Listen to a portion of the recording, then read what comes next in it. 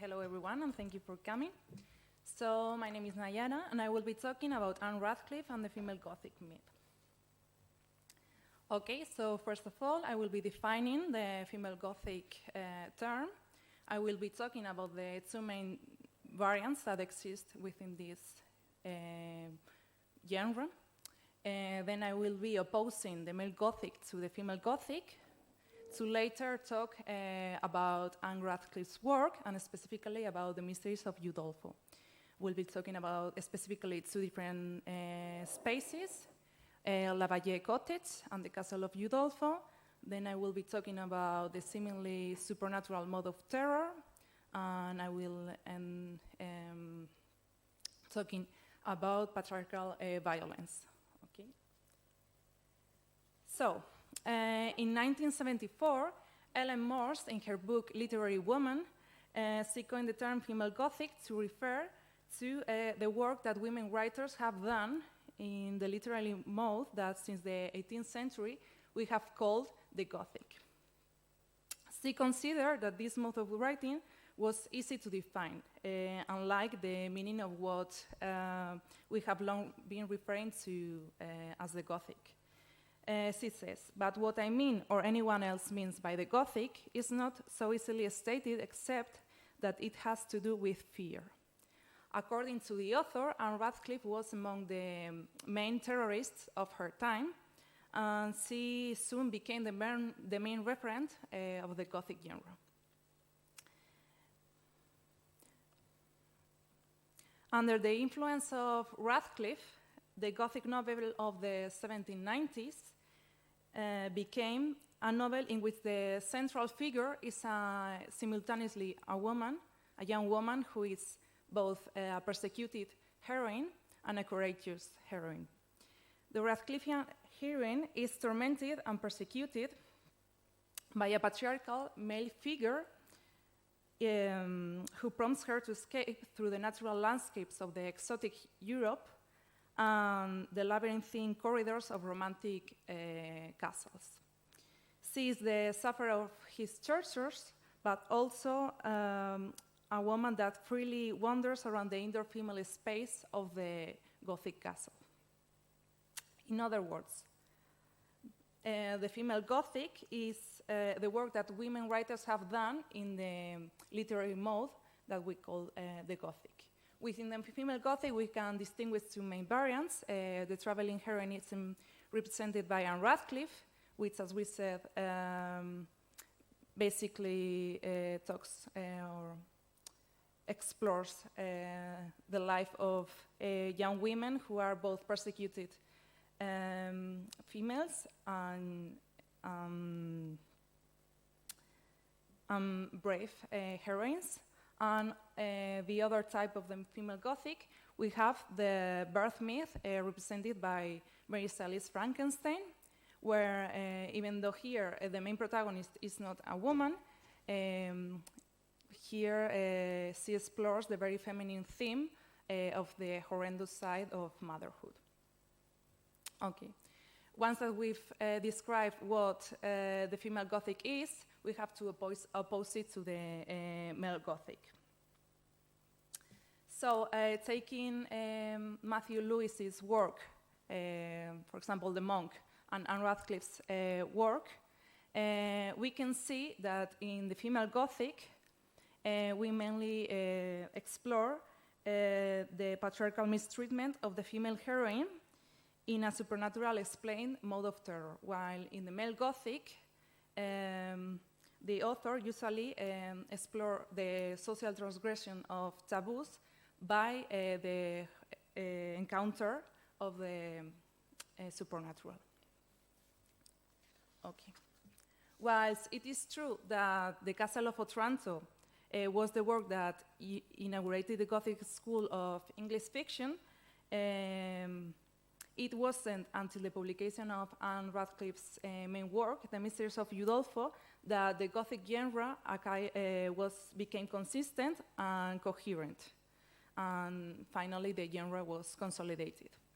According to Robert Miles, Radcliffe took the old Romance formula of the image of a woman plus habitation and the plot of mysterious sexual and supernatural threats in an atmosphere of dynastic mysteries, and combine it with the residues of patriarchal violence done to the female psyche, expressed to the menacing males and threatened property. Okay.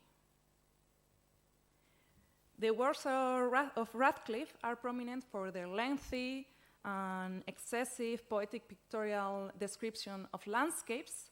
Here, in the particular case of the Mysteries of Udolpho, the natural environment consists of the beautiful, picturesque, and sublime landscapes of the French Pyrenees and the Italian Apennines. And the work, influenced by the philosophy of sensibility of the time, puts great emphasis on the relationship between the natural landscape and the inner self, by highlighting the importance of cultivating the mind through an education in the principles of virtuosity in arts, aesthetic pleasure, and sensibility and moderation in order to avoid the vices and corruption of society. Even more so in the case of women, as their flawed education put them in a more vulnerable position, but making them favor sensitivity over reason. Okay. The story begins in Gascony, in a small cottage in the southwest of France, where Emily St. Hubert lives happily in a bucolic and idyllic landscape with her family. This valley, however, is revealingly surrounded by the mountains of the Pyrenees, which inform us that the tranquility is about to be over. Soon enough, Madame St. Hubert, Emily's mother, dies, and so does her father, which leads to Emily being sent to live with her aunt, Madame Cheron, and her husband, Montoni, to the Apennines in the castle of Udolpho. Okay. When Emily is approaching the castle of Udolpho, the landscape turns into the more darker sublime, which leads her to increase her anxiety and feeds her imagination. Here we can find an interesting excerpt where we can see how the sublimity of the landscape affects Emily and feeds her imagination. Emily gazed with melancholy awe upon the castle, which she understood to be Montoni's.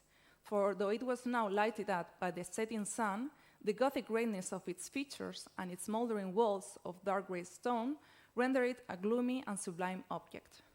The extent and darkness of these tall booths awakened terrific images in her mind, and she almost expected to see banditti start up from under the trees.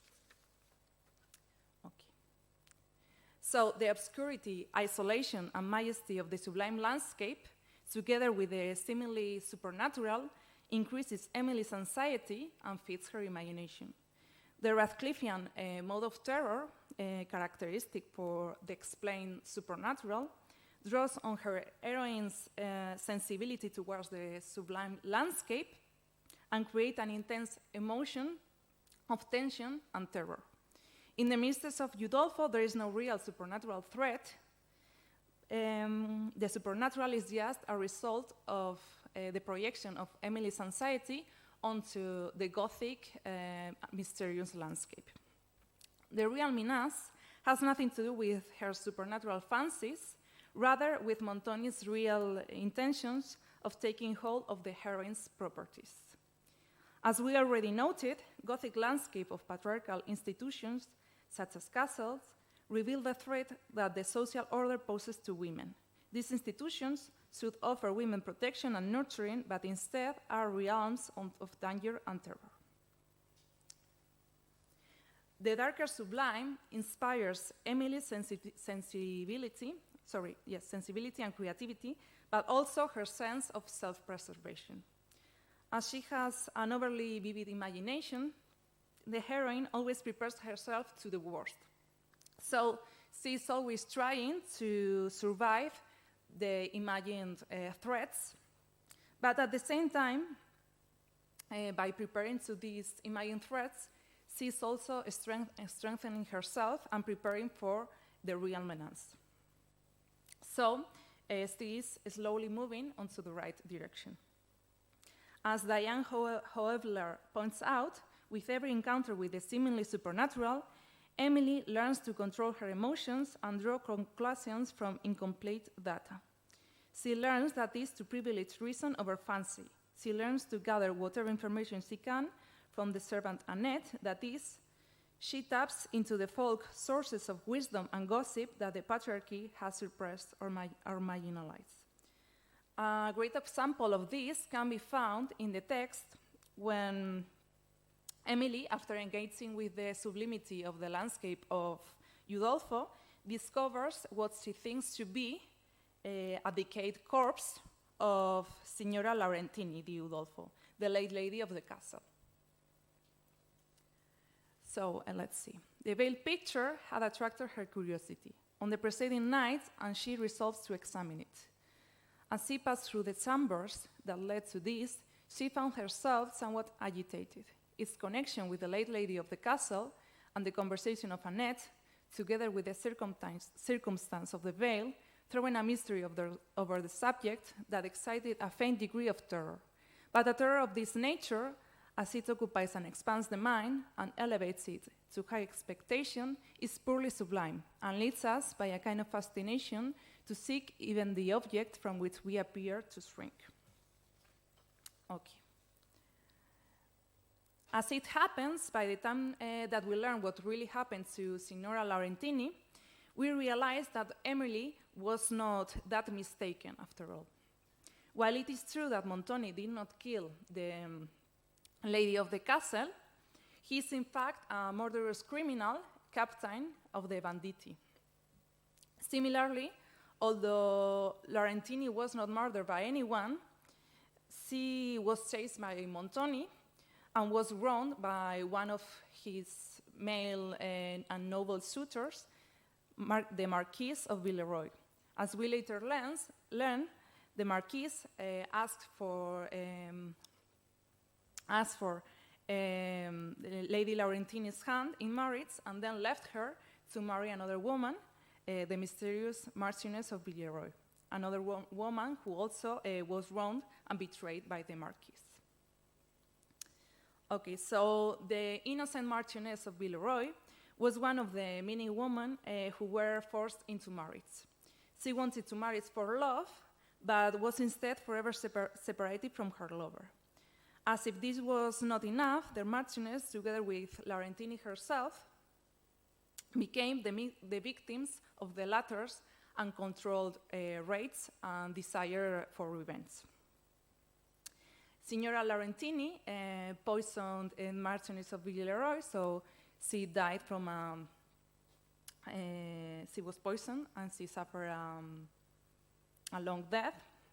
And Signora Laurentini was condemned to live in a convent, repenting her sins. Okay. So, as Hoevler sustains, the fates of Signora Laurentini and the Marchioness and her sister entwine in a sad saga of lateral violence, gender treachery. Two women turn on each other as adversaries, whereas their most effective opponent could more accurately be found in the patriarchal system that held both in thrall. In conclusion, when Emily is confronted with what she thinks to be the corpse of a woman, she is actually confronted with the horrors of the violence of the patriarchy. She learns that her false visions of the seemingly supernatural have actually been informing her of the very real yet tragic fate of women under the patriarchy. As a consequence, Emily not only manages to escape alive from the castle, but she does it without surrendering into marriage with a man that has no virtue. After all, the main objective of the female Gothic has always been to showcase and denounce the horror that women suffer under the patriarchy.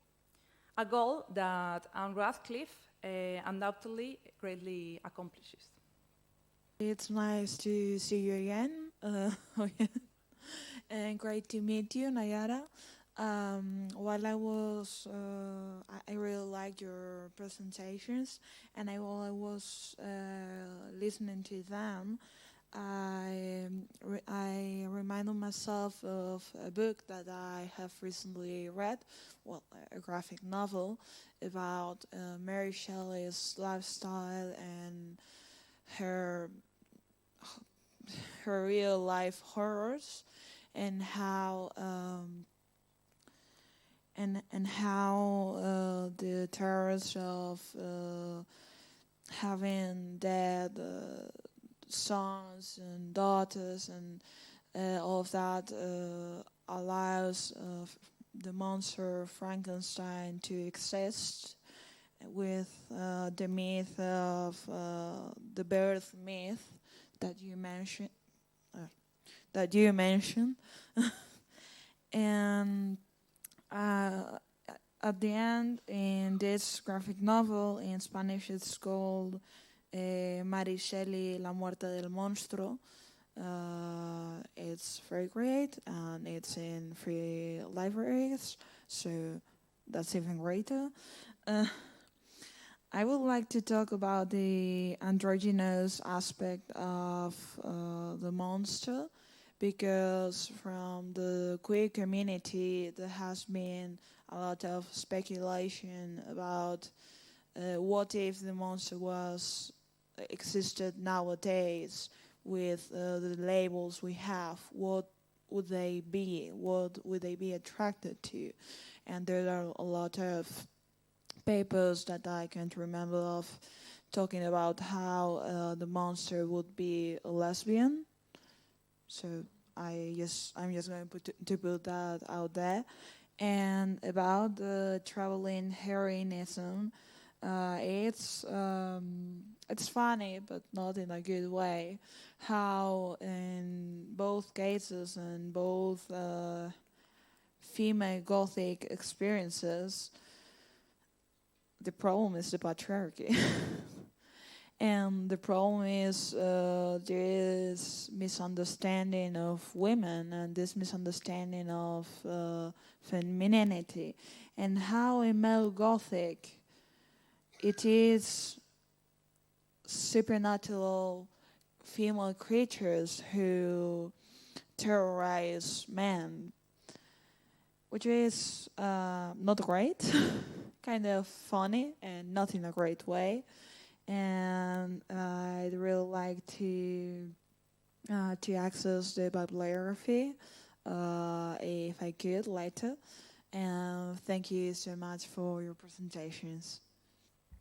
Yeah, I think that your question was really interesting because what is really fascinating for me in Frankenstein is that, well, the creature asks for a partner, and when Frankenstein, he actually starts creating the partner, but he's so horrified by a female creature that he basically mutilates it or destroys the creature, because he's scared of the creature, but he's even more scared of a female creature. So he doesn't even care if the creature kills the woman that he loves, because he's even more afraid of a female monster.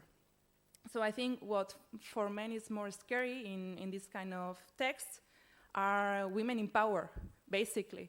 And women are scared of not being able to be free. So, yeah, in male fiction, in the male Gothic fiction, basically they want to be gods, and they want to do whatever they want to. They want to create things. They want to be superheroes. And not being able to is what scares them. And in the case of women, what scares them is not being able to exist and be respected, basically. Un poco más tal vez para Nayara con respecto a un libro que fue posterior, que es La Abadía de Northanger de Jane Austen, que es un poco una crítica a las novelas góticas, pero ¿Es una crítica a las novelas góticas en general, a la idea de lo gótico o la división que se mencionó de el gótico masculino y el gótico femenino? Quisiera que hablaran un poco de eso. Gracias. Do I answer in English or? Is it okay if she answers in English? Okay. So, yeah, Northanger Abbey is basically a satirical reading of the Mysteries of Udolpho. I think what she criticizes is basically the fact that women are often led into fancies instead of facing reality, so they imagine different things. But I think that maybe Jane Austen didn't. Yeah, if you read superficially The Mysteries of Udolpho, you can get the idea that, oh, women live in their own world and they don't face reality.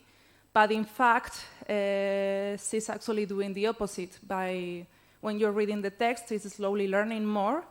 And by the end, she really knows how to discern reality from fiction, and she's empowered enough to face the real menace. So, but still, it's a really, really interesting reading, what Jane Austen does.